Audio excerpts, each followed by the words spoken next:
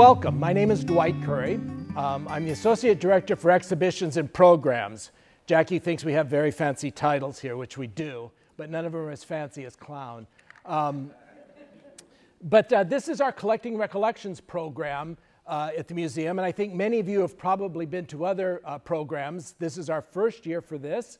We have one more program in just 2 weeks, which Jackie is going to share some information about our guest on that one. But just a word about what this program is about. We are collecting the very important memories of very important people that will then go into the archives, both as primarily as video recordings, but also audio, apparently. A lot of times people ask right after the program, can I get a copy of that? And the answer is no, you cannot. We are not filming these for commercial purposes. These are strictly to go into the archives. They're very heavy digital computer files. So they will go into the archives and they will be there for future use for researchers and also possibly for didactic purposes or for display purposes in the museum. But we are not creating a commercial product. So I want to make that clear. Also, when Jackie and I are finishing our conversation, and I'm calling it a conversation today, but I think it's going to be a monologue. As we're nearing the conclusion, I will ask if you have any questions. And because we don't have microphones in the audience, we've handed out little cards and pencils. And if you have a question for Jackie, please write it down on that card. And then Bonnie, who I think you may have, Bonnie's in the back there, will collect those and she'll compile those questions. And then we will ask Jackie those questions from the stage. So that's how our program works today.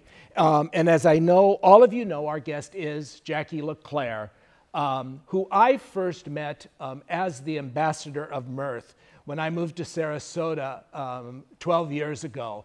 And for me, Jackie has been the face of the heritage of circus in this community. And so I'm so honored to be able to conduct this conversation with him today.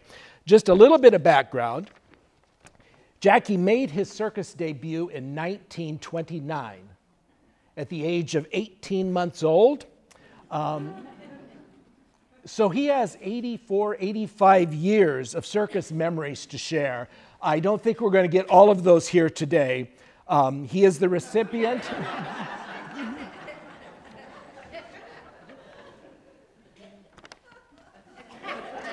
I'll be done in a minute, Jackie.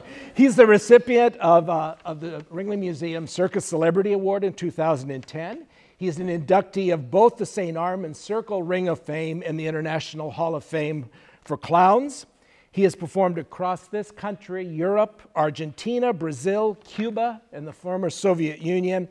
And I love this. He was once even summoned to the White House to present a gift to America's first daughter, the then very tiny little Caroline Kennedy.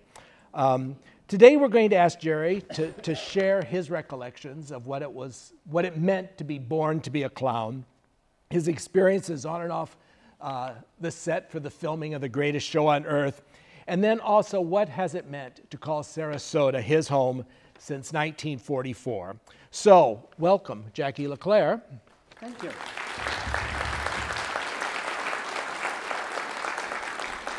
First of all, I don't want to start out with a negative, but I have really had a cold background for a week. It's been killing me. But I said, I'm going to make this damn thing this morning if I have to come out in a gurney. And I figured, well, if I drop dead on stage, it won't make a damn bit of difference because as soon as they applaud, I'm going to get up and take a bow anyhow. And that's the reason. So kind of forgive me if I'm maybe not quite at myself, but I'll go ahead. Yes, sir. Jackie. Yes. It's been written about you, and you've said it many times that you were born to be a clown. Well, naturally, when you're born in a circus family, my mother and father were on Ringling Brothers in Bonneville. My father met my mother in 1921, and they were married in 20, married her in 20, and she went on Ringling in 1921, which is quite a ways back. So then when I was born in 1927, she stayed home for a couple of years, well, 27, 28, to kind of get me going a little bit, and then brought me on the road with them in 1929. And I did stay with them for quite a few years. Of course, it was not easy being a child on the circus, having a child on the circus, because what happened in those days is you didn't get a crib or a bed for the kid. The child actually had to sleep in the berth with the mother and father. That's why I had a very early sex education. At any rate, so unfortunately, in the early 30s, my mother developed problems walking about. And anyhow, make a long story short, she developed multiple sclerosis. So she had to go home. So when she went home, I went home with her to help. So that kind of cut my early career apart. But yes, that's how I got in the circus.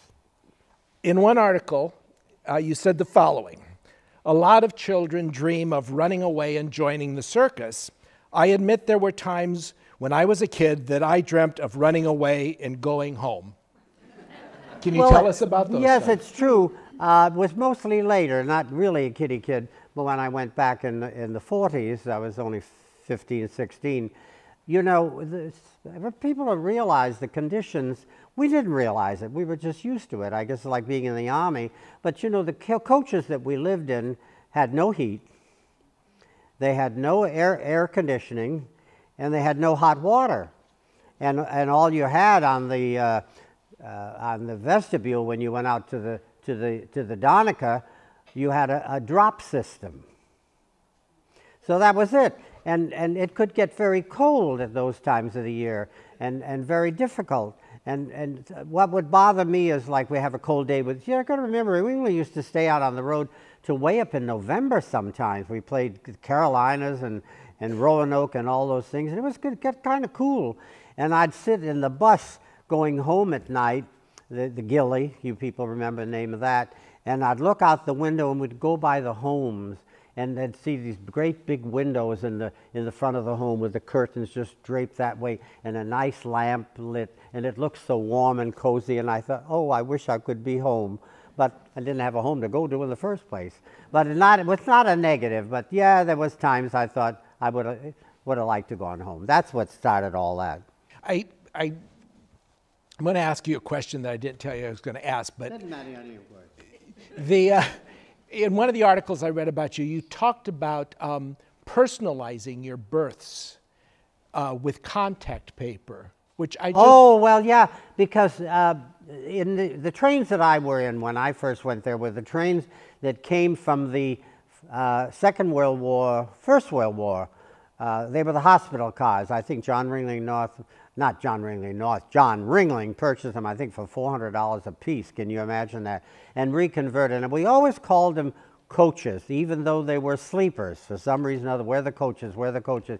That was the terminology that was used by the Ringling people at that time. And what was the question again? Personalizing your birth. Oh, yes, right. Well, naturally, that was our home. My father would always join the show every year, and he would always come with boxes because of things that he needed, and then unloaded them in the train. We had, if we wanted to hang any clothes, we had to hang them on the little curtain, kind of like a Pullman type thing, but it was just a curtain rod across, and you'd hang the clothes on one end. A lot of people had what they called birth boxes, which was a small box with little compartments, and you'd put stuff, and then you had one drawer underneath, was one on each side for the top and the bottom. And the first year I went with Ringling Brothers, fortunately I was good friends with Gunther Wallenda, because when you went to get a birth that year, you were just a first of May, and even though I was my father's son, and you didn't get a berth alone, even in the girls' car. You had to share a berth if you were new. And which is fine if you knew somebody, because even then they were only 4 feet wide things. You'd have to crawl over if you happen to sleep on the inside of the thing, and then you had to you had to share that. And if you didn't have a friend of yours that, you know, say, well, like Mary Jane could say, well, I'd like to sleep with Ruth Ann or something because they happen to be friends or something. But with my case, with Gunther, because if it didn't, they just gave you a name of somebody, and that's who you had to sleep with. It's the truth. I'm not lying. So a lot of it wasn't really all cake and ice cream. But you know, we didn't have enough sense to know. I guess it was not bad. We enjoyed it. And in fact, later on in life, this is a true story. Gunther Wilde, later on, much later in life, he after they did the second fall with the CBS group over there on Arlington Street, and his wife said, well, you got to get out of this, you got to do something else. He went to school and he became a civics teacher at Sarasota High School. And I used to go all the time. He'd invite me to the different affairs, and I remember one time we were there, and I heard him. He was just to the next to me with some of the teachers, and I was talking with the principal. So the principal said to me, you know, he said, how long have you known, how well do you know Gunther Wilde? And I knew he was listening and everybody else was, and in my loudest voice I said, well, I know Gunther real well because we slept together for a year. That's a true story. It wasn't that kind of a relationship, but it sure got a laugh anyhow. And what was the question? Contact paper. Okay. Oh, the contact paper. Well, we tried to make a home out of that berth. So we would buy that. You remember contact paper? You stuck it up. We would put it on the ceilings, on the walls. We could put any kind of curtains we wanted up. In those days, the windows actually opened. They didn't have those shutters like they did later in life. You could actually open. But the trouble was that even if it was a hot day, and you could have it open at night and that, but when the train was moving, you couldn't open the darn windows because we had coal locomotives in those days, and all that coal, all that smoke and coal dust would be coming in the windows on your berth. So it was not an easy thing, really.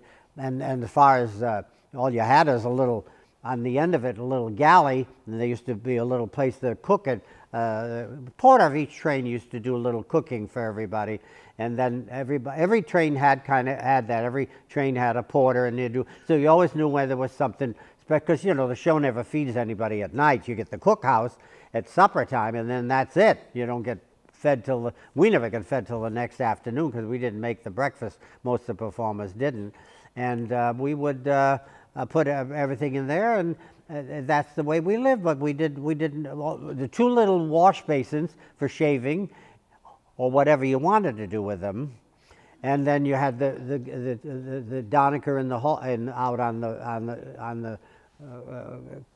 the outside, you know, like the trains all come together. One side, the other train would have the Donecker, and yours would have it on one side, so that you could come through and go out the other side if you had to do. Everybody knows what a Donecker. Who doesn't know what a Donecker is? A Donecker is a term used by circus and carnival people for the toilet. So if I say Donecker again, you'll know what I'm talking about. What was the question? I think we covered it, although I am curious about your choice of pattern on the contact paper. Do you recall? Well, I don't. I think we got whatever was the cheapest thing to buy, most likely, is what we bought. I remember for some reason or the blue. They really had them in all sorts of things. Unfortunately, none of them had a circus motif. But people used to do a lot with contact paper in those days. It was kind of the thing to do. This is a big question. Oh, okay. A big question. I'll get ready. A two-parter. We need the one great memory of traveling with the circus, and then the one more terrible or tragic. Well, I think the greatest memory is, of course, traveling with my father and mother as a kid. I don't remember that too well, because what are you, 2, 3 years old, what do you remember? But traveling with my father, I really loved my dad. I really loved him with my whole, he was such a great man to me. Even though one day I kind of sassed him in the dressing room the first year, and he hauled off and hit me right in the face. And of course, in the dressing room, the men were all together, and everybody stops to see what's happening. And he said, look, you may be 16, but you're still my son, and you're going to obey me. And I just hated him at that moment. I could have killed him. And now, guess what? When I think of my dad, that's the thing I love him the most for. Really, look back on that. That's the thing I love him the most for, because he showed me you needed discipline and organization. My father was a wonderful one. Everybody liked my dad. I always remember when I went to Emmett Kelly's, Ernie Birch's funeral. Anybody remember Ernie Birch, Blinko? Anyhow, Ernie Birch and Eva Kelly was there, and she was sitting, and she found, I guess, the first time she even knew who I was, and she come up to me and she said, "Are you Jack LeClaire's son?" And I said, "Yes, he was my father." And she said, "You know, Emmett always said that he thought that your dad was the nicest man that ever lived." Now, ain't that great? Now, those are the memories I have. That's why I love it. Go ahead. What was the question? Well, I'm going to ask the question again, but I'm going to share a personal memory, and I don't think you remember this, but when the Tibbles model opened, Yes. I had a great good fortune to go clear around that with you one day. That's right.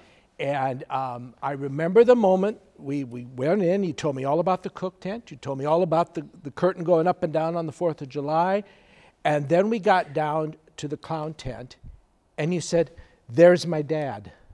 Right. And that, I mean, that model was never the same for me. It was all of a sudden populated with real people, not just little... Yes, yes. To me, of course, from my lineage and descent, I look at the Circus family as being probably closer to me than, not my mother and father, but my immediate family. I spent more time with them, and they were always so great to me. Personal things like when my mother became ill, she naturally, every year, in those days we didn't have it, there was no insurances for anybody. When anything happened to anybody, the first thing that would be if somebody fell or something, within 20 minutes after the fall, somebody would be around the dressing room taking up a collection to help them with their money and things like that. And when the circus would play Fall River, which is where we lived at the time, all the group of the ladies that knew my mother and from when she was there would come, and they'd bring a big basket of fruit, and they'd bring her a little gift and that. And one year they chipped in with a man, somebody named Fenner, I believe he was, out of Boston. He was kind of a wealthy man, and bought my mother a wheelchair. $50. $50 was a lot of money back in the 30s, and so she could get around. Well, when you've had that background and you've seen the love, one thing about circus people, they can fight like hell. You can argue and discuss, but honey, if something goes wrong, they're all there to help. Now, all that's forgotten in that moment. They'll just dig right in and help. And they're a family. They really are. You cannot, and I get so annoyed when they try to portray the circus people and carnival people, blah, blah, blah. They are family. They have their children. They love their children.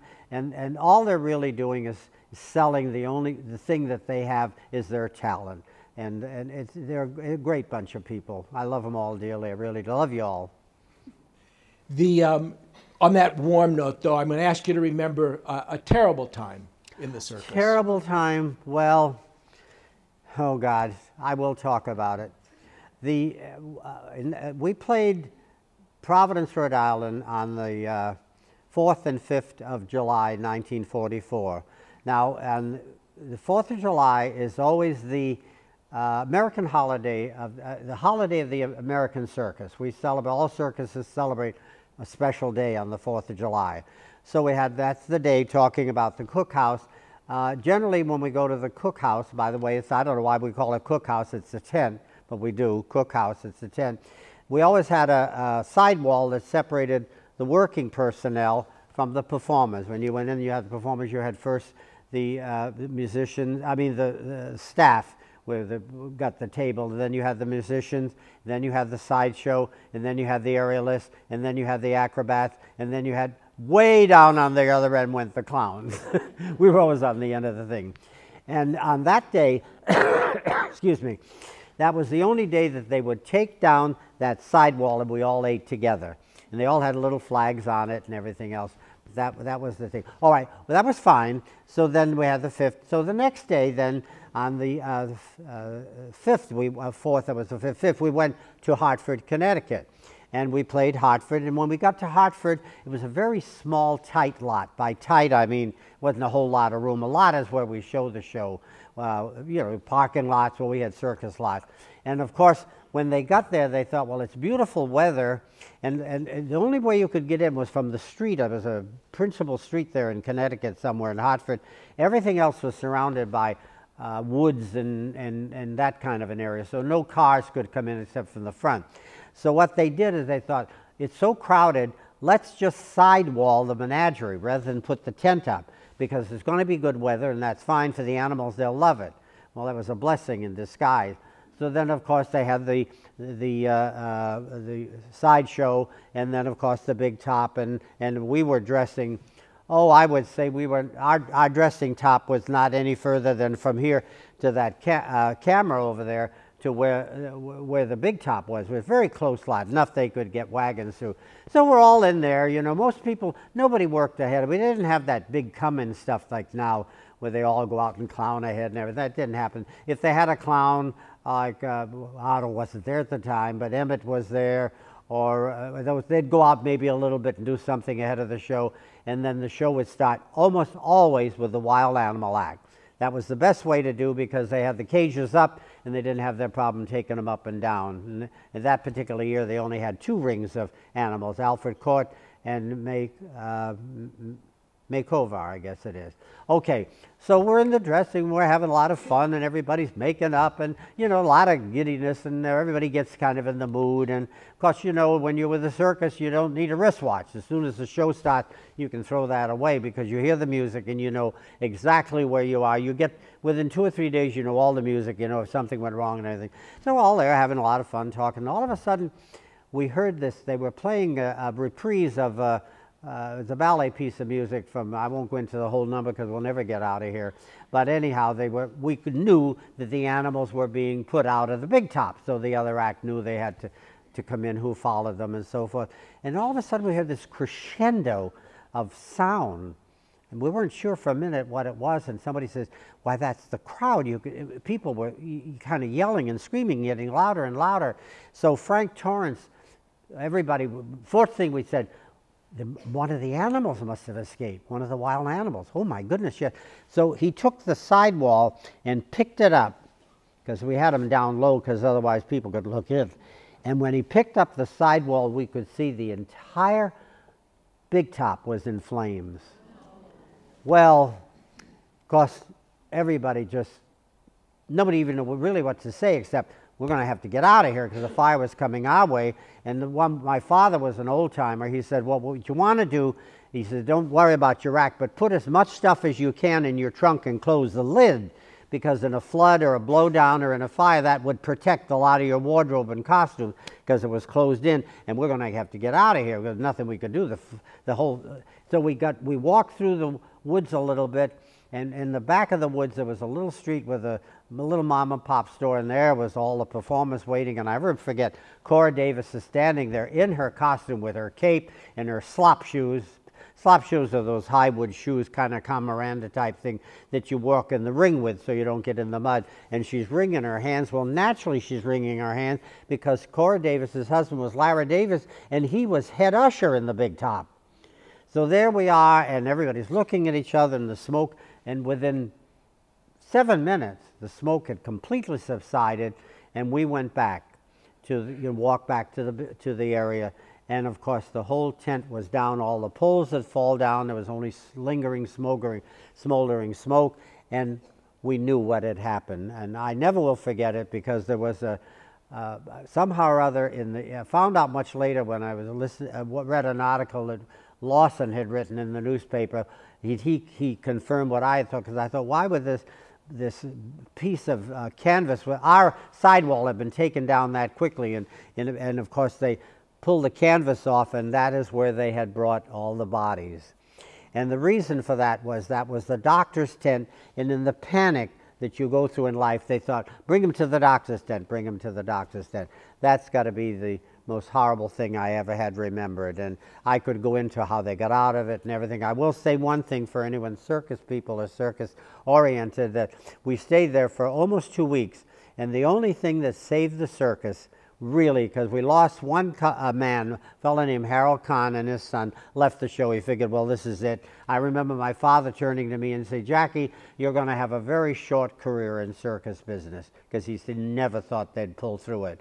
But when the train, we finally got permission almost 2 weeks later to get out. We went in and helped load everything we could that hadn't been burned and hurt, you know, metals and things like that. And the train left, I guess, the next morning, and as soon as it left the borders of Connecticut, as soon as we reached the state of New York, they stopped the train, and they brought us all into an office and paid us for the 2 weeks that we had not worked.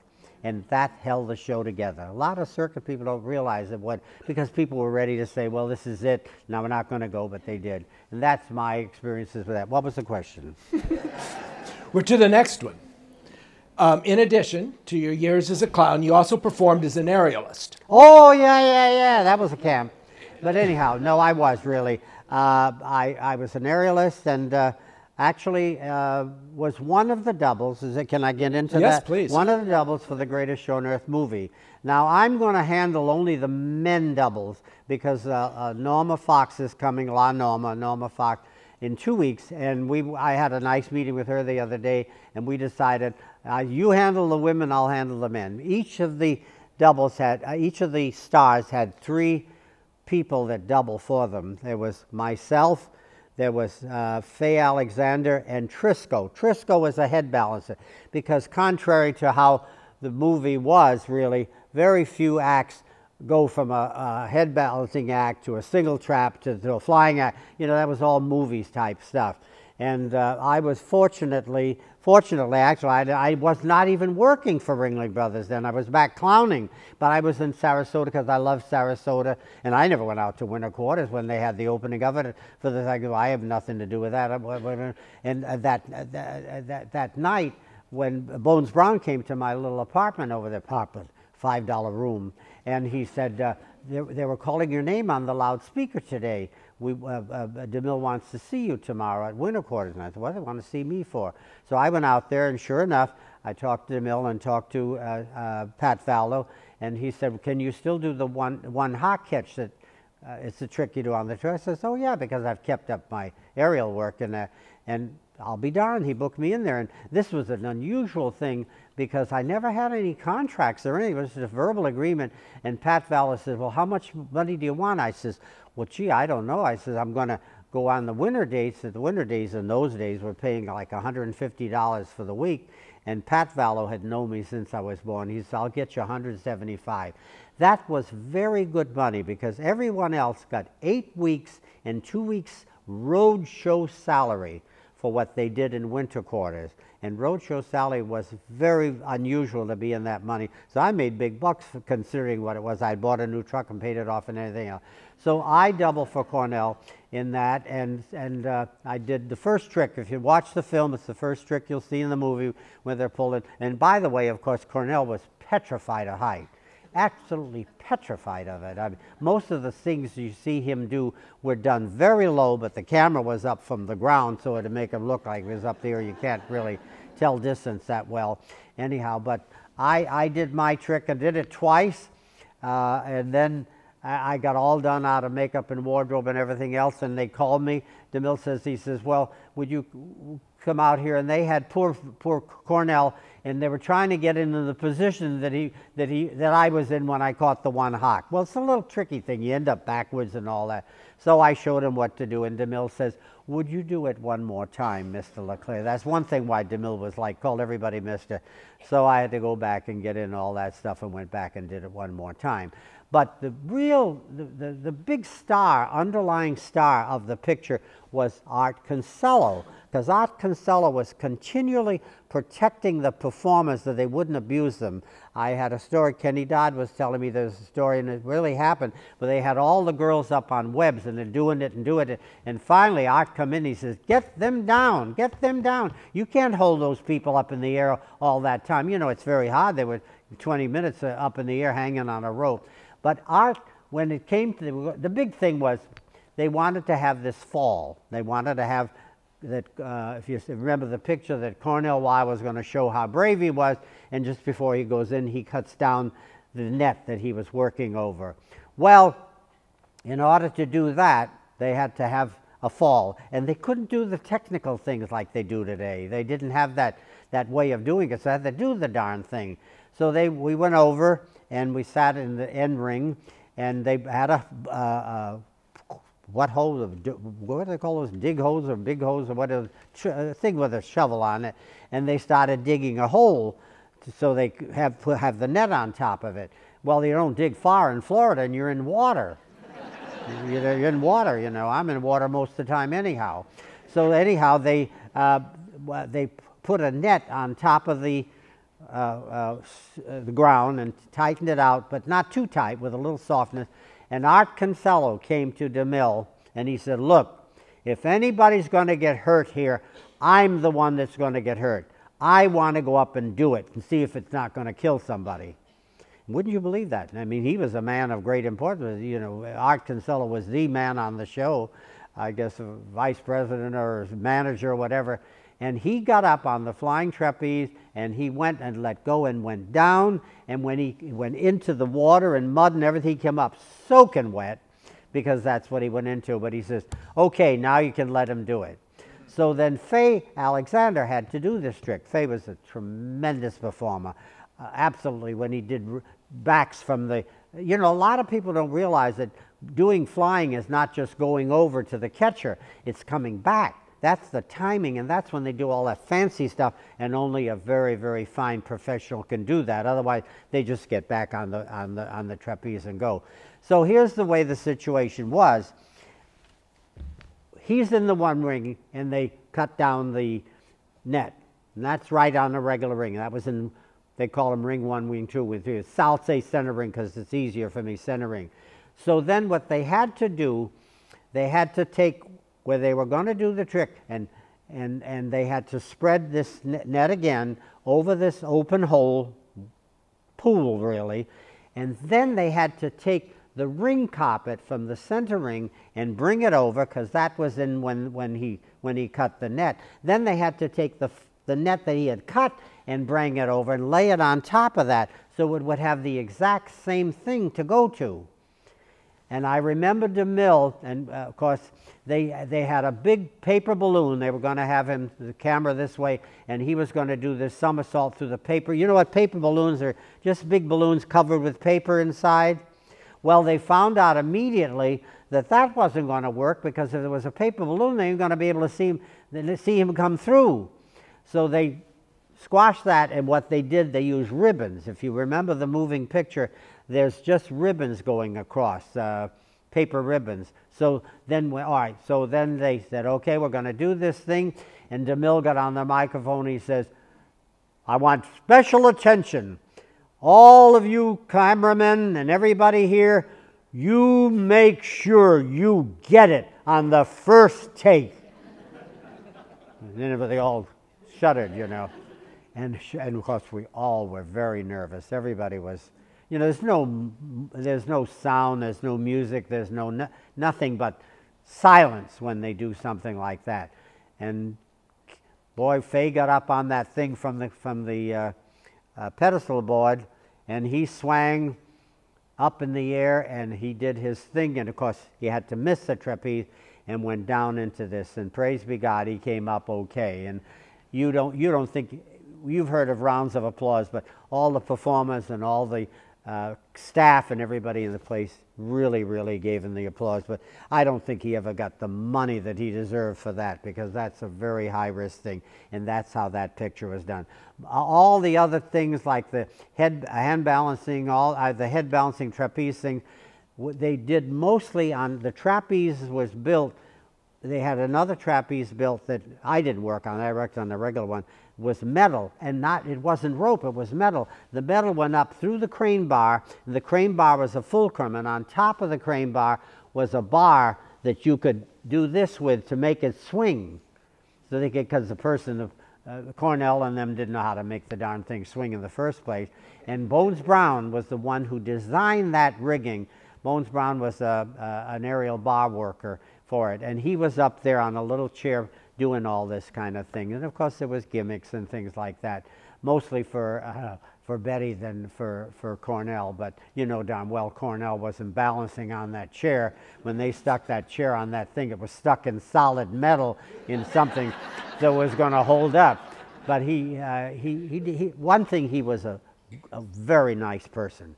Very nice. You couldn't help but like him. And you could never hardly found him. He was always out. Then of course, Cornel was Cornel. He loved horses, and he was always in the back riding one of the white horses.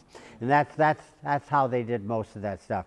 Betty Hutton's stories will be told by La Norma. She told me some stories the other day that I found very interesting that I didn't know, and you're going to find that if you can get back to, what was the question?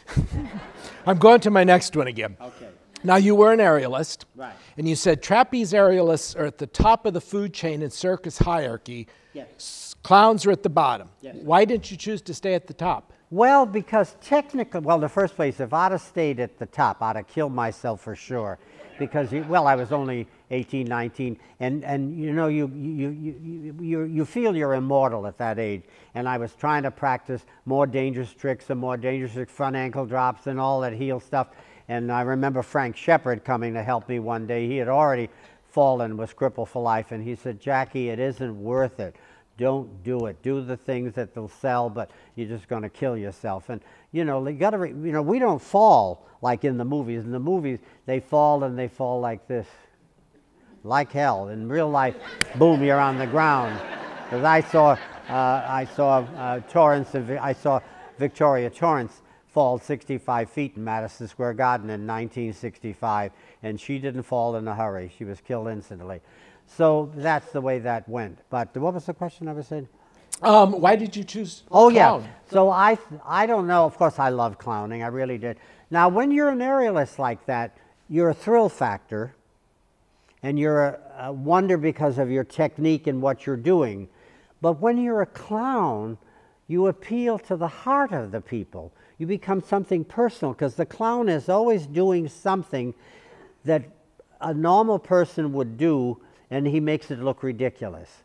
So very few aerialists, unless somebody comes and visit, they don't finish their act to go out and shake hands in the audience with people, or they don't meet them on that level. But the clown has a personal relationship, and that's what I loved about it. And I'm really a close people person. It's nice, and that got me back into it. And it really was another thing with clowning. You can clown on a show for years and years and years and years. Some of them were Ringling Brothers forever, because all they have to do is change a little something now and then. But when you do an aerial act like Eunice or Latoria or even Norma, as great as she was, after so many years, people kind of recognize the act with the clowning. And I've never been sorry about that. I love clowning. My poor father would have lived. He would have never believed that I've ever accomplished what I did, because you know how dads are. But he always used to say to me when I was going to do the trapeze act, he told me later, he says, "I never stopped you because I knew if I did, you would always resent me. But but he would tell me, I hope you save enough money to pay your first hospital bill." And that's true, because there was nothing that. What was the question? You have to tell us about Miss Jackie. Oh, Miss LeClaire. Well, what happened is, I was practicing with Ringling Brothers 1944 and 45. I was very lucky. Lalage was a very big aerialist, and her husband liked me. I don't know why, he thought I was a character or something. And he taught me to do trapeze for nothing, just because he got a kick out of me, I guess. So anyhow, I practiced, and he was German and taught me good form, you know, Fußspitzen, keep it in the legs, keep it in all that kind of stuff. So finally, I started riding around to different circuses, because Ringling doesn't hire an amateur act or something that's new. And I'd get all these letterbacks from these other shows, "Dear Miss LeClaire," because of the Jackie. Well, I got a little discouraged, and I didn't know. I thought, well, this is not going to work out. What am I going to do? So finally, we had a lady, Cora Davis, I mentioned her before. She worked center ring, did a simulact, what they call swinging single trapeze act. And she was pregnant, and she was going to stay home the next year. And Robert Ringling loved flesh and loved the girls more than anything else. He was the first one that had the costume design cut below the navel. That was a no-no in those days, to show your navel. Anyhow, so that's what. So Pat Fowler came to me, and he says, "Jackie, if we booked you to do your act, would you work as a woman?" I said, "I'll work as a chimpanzee." And it wasn't for anything else of that. It wasn't something I wanted to do. So I had to try out. So they had me in the big top, and They had the trapeze on the end of the, the whole tent was up at that time in 1944, and then we'd practice in the tent. So it was good we didn't have the problem with the weather. And I had to wait one day, and Robert Ringling came with his cane and sat down in a chair with maybe one other person, and I had to do the act in front of Robert Ringling. And I was up, 25, 30 feet or something like that. And he liked it. I had good form. I had good form. I didn't have big tits, but I had good form. Oh, I'm sorry. That wasn't in the script. That wasn't the question. That wasn't the question. Boobs, I should have said. Boobs, big boobs. But and he booked it, and then I didn't know anything about that. My God, Max Weldy came in and did the costume, and he really should have had me with kind of lacy, thin arms or something, but didn't. He had me dressed like all the other women, and I had to have this wig on with great big feathers. The first time I went up in the rehearsal, I couldn't even get through the trapeze with it. But nevertheless, it worked. And I only did it really for, well, the only trouble was I also did what they call cloud swing, which is another tri-act that had 20 girls in the air at the same time. And Merle Evans would always say to me, because he was right there on the end, and I worked the cloud swing on the end. Wouldn't you know, they had me in front of the USO section. And Merle says, God, he said, if those guys ever knew you were a man, they'd kill you. and poor Rose Behe, God bless Rose Behe. I'll never forget anyone that knows Rose and the Behe. She says, well, I'm glad you came on. You're the only ones that got double pads like I have now. She didn't have anything either. And that's why. I only did it for two months.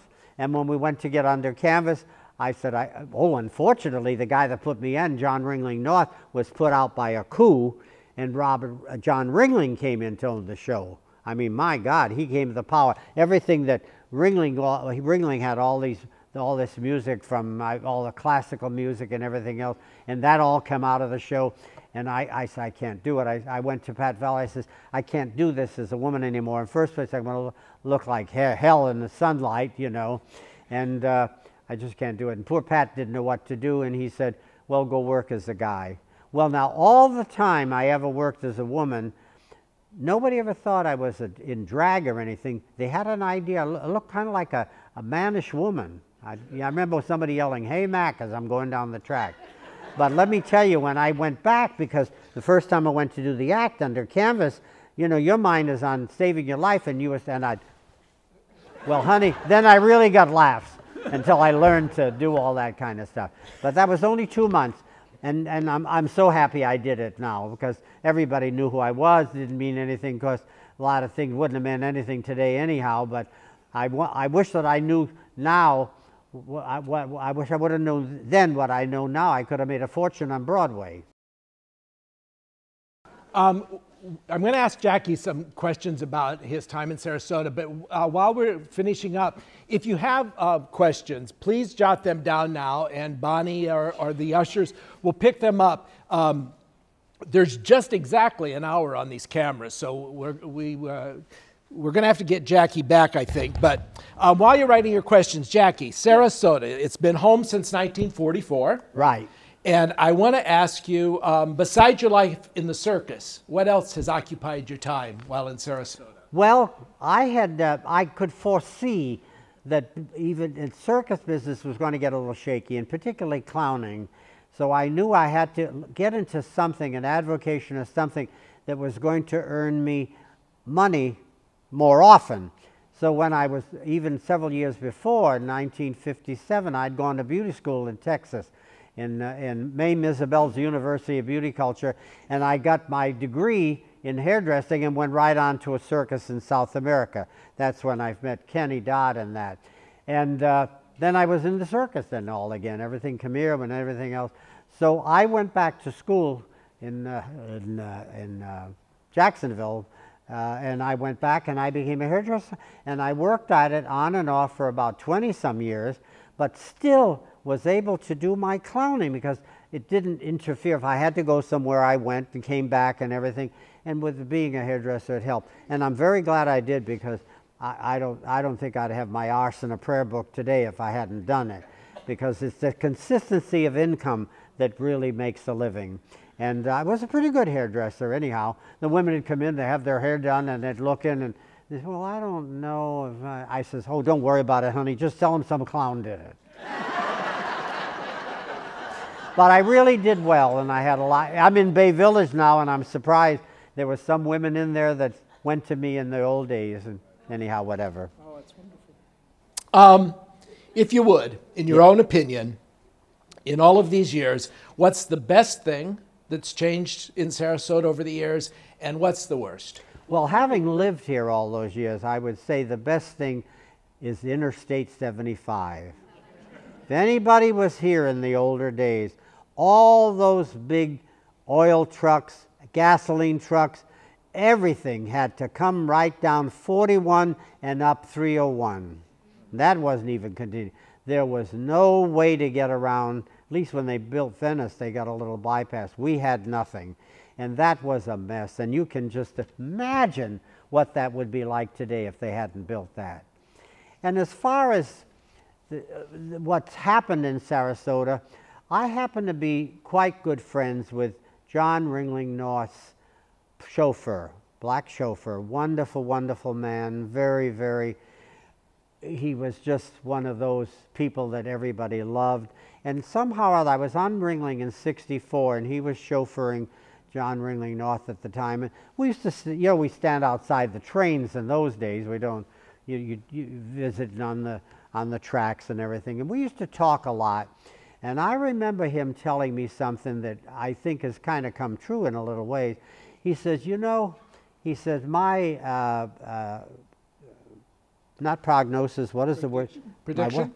Prediction? Prediction for the future. I think Sarasota one day is going to become just like St. Moritz, Switzerland. And I said, what do you mean? He says, well, in St. Moritz, Switzerland, there's either very wealthy or the poor. He said, when we're there, there's very few places that we can eat at, and there's very few hotels that we can stay at. It's pretty much designed for the wealthy influence. And you know, I really think that's happened a lot with Sarasota. It really has. It's become a very, which is great for the economy and everything, become very wealthy. But there's quite a gap between the both of them. Even where I live at Bay Village, almost 98% of the people that live in our place, not live in our place, that work there, like the waiters and all that, live in either Northport or is it Inglewood that's down below? Yeah. Inglewood, and they have to commute because they can't afford to buy a home in Sarasota. That's what happened. But the seeing as I'm in the wealthy group, I don't give a hell now.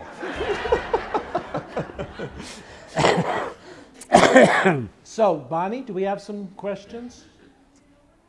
Oh, they're coming. Well, I want to say that thank you so much for coming, and I get carried away with all of this, but I really love the circus people, and I love the circus world.